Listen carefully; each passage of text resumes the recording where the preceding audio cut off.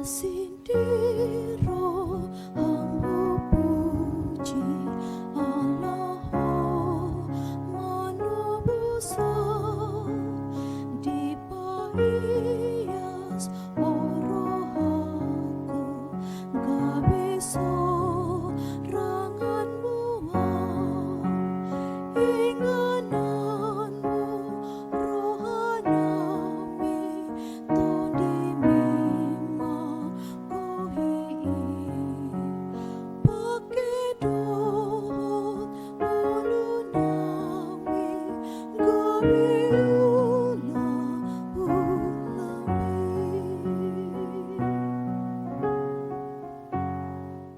Selamat pagi dan salam sejahtera untuk kita semua.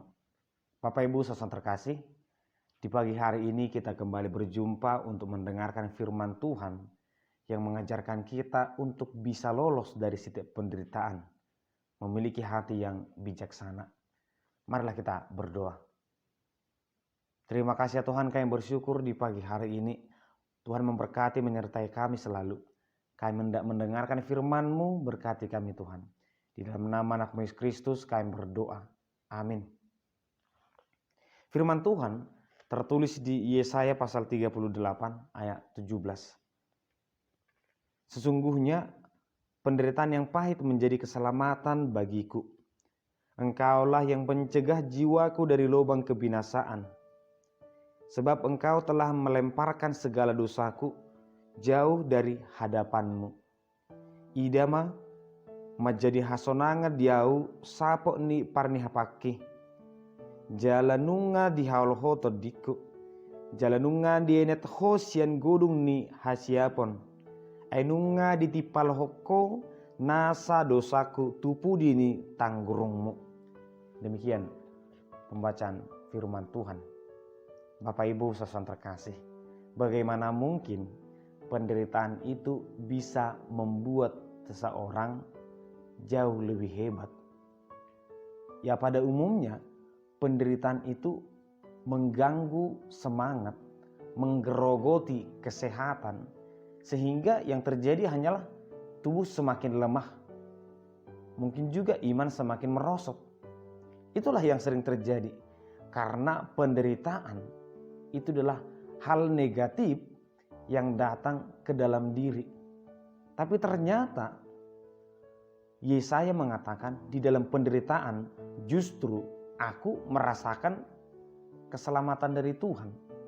Oleh karena itu kita akan melihat bagaimana seharusnya kita menyikapi setiap penderitaan yang datang kepada diri manusia. Apalagi firman Tuhan juga berkata, penderitaan itu tidak akan melebihi kemampuan seseorang. Penderitaan akan datang silih berganti, tapi percayalah, kita jauh lebih kuat daripada penderitaan itu. Namun, kita melihat kenyataan yang terjadi. Ayub, dia mengalami banyak penderitaan, 5 penderitaan sekaligus. Penyakit, anaknya yang hilang, hartanya, kesehatannya, istrinya yang memiliki visi misi yang berbeda dari dia, dan sahabat-sahabatnya. 5 penderitaan datang sekaligus, tetapi dia tetap berkata, kita sudah menerima yang manis, kita juga pasti akan menerima yang pahit.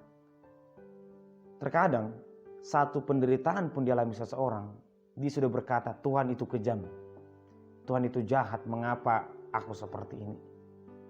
Tapi kita bisa melihat juga istrinya dalam menghadapi penderitaan. Dia langsung berkata, tinggalkanlah Tuhanmu itu.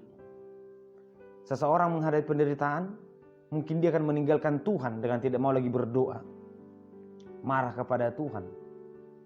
Ataupun bahkan ada orang yang menghadapi penderitaan, dia bunuh diri, menganggap bahwa itu adalah solusi terbaik, solusi satu-satunya.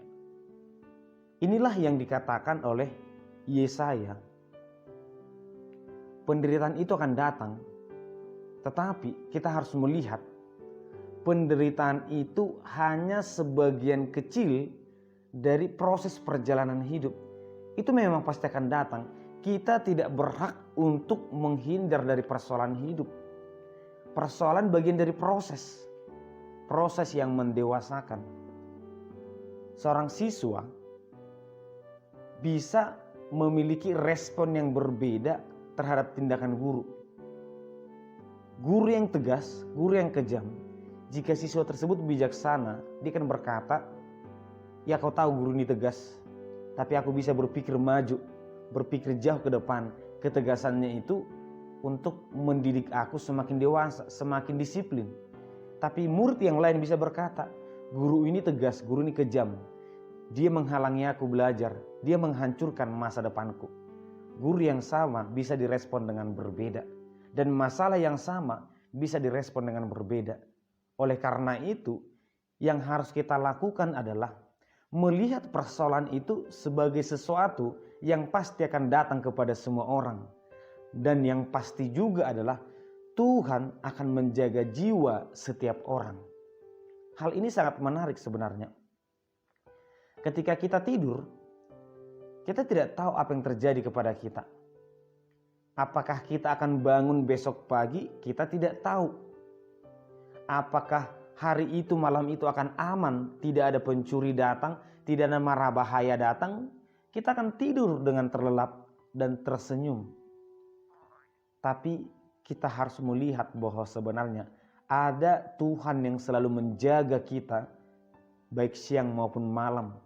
Sehingga kita bisa yakin, seakan-akan betul-betul yakin, besok aku masih bangun dalam keadaan sehat.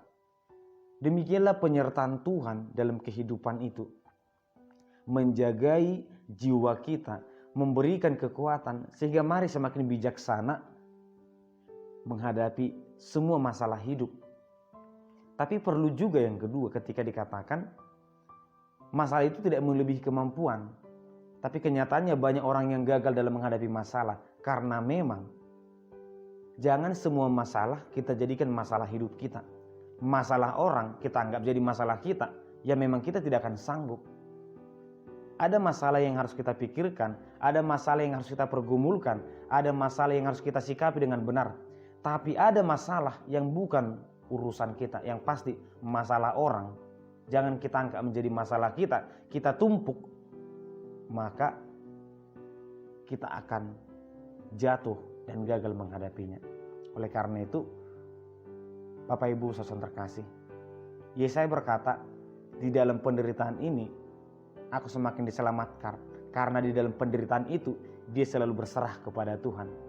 Di dalam penderitaan itu banyak orang-orang Israel yang di pembuangan tetap berdoa, tetap setia, dan mereka selamat.